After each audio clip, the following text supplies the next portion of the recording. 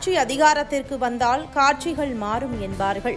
அதன்படி உத்தரப்பிரதேசத்தில் யோகி ஆதித்யநாத் தலைமையிலான பாஜக அரசு வந்தபோது ரவுடிகளுக்கும் மாஃபியாக்களுக்கும் எதிராக எப்படி புல்டோசர் ஆட்சியை நடத்தி வருகிறாரோ அதே அதிரடி பாணியை தற்போது மேற்கு வங்காளத்திலும் கையில் எடுத்திருக்கிறது பாஜக அரசு.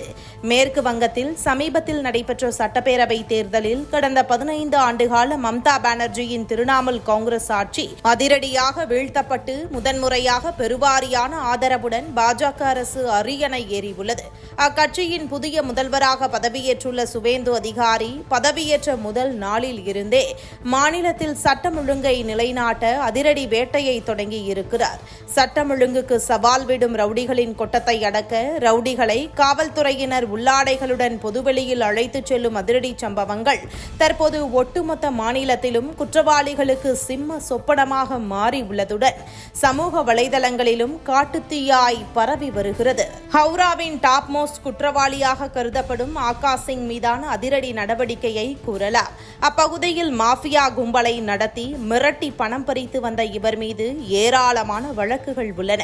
அது மட்டுமின்றி துணிச்சலாக காவல்துறை அதிகாரி ஒருவர் மீதே துப்பாக்கிச்சூடு நடத்திய கொடூர பின்னணியும் இவருக்கு உண்டு.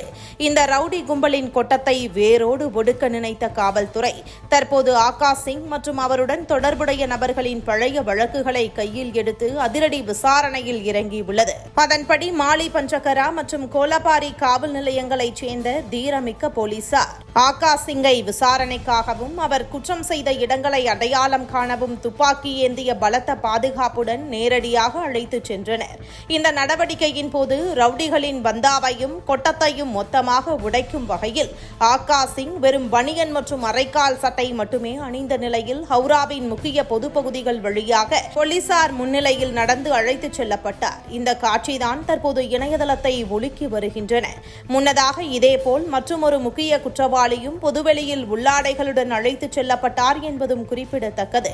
காவல்துறையின் இந்த அதிரடி மற்றும் கடுமையான மனித உரிமை மீறல் நடவடிக்கை குறித்து சமூக ஆர்வலர்கள் மத்தியில் பல்வேறு விமர்சனங்களும் அடுக்கடுக்கான கேள்விகளும் எழுந்தாலும் குற்றவாளிகளுக்கு மரண பயத்தை காட்டும் பாஜக அரசின் இந்த அதிரடி ஆட்டம் மேற்கு வங்கத்தில் ஒரு புதிய பரிமாணத்தையும் ரவுடிகளற்ற புதிய பயணத்தையும் தொடங்கி வைத்துள்ளது என்பதில் மாற்று கருத்து இல்லை.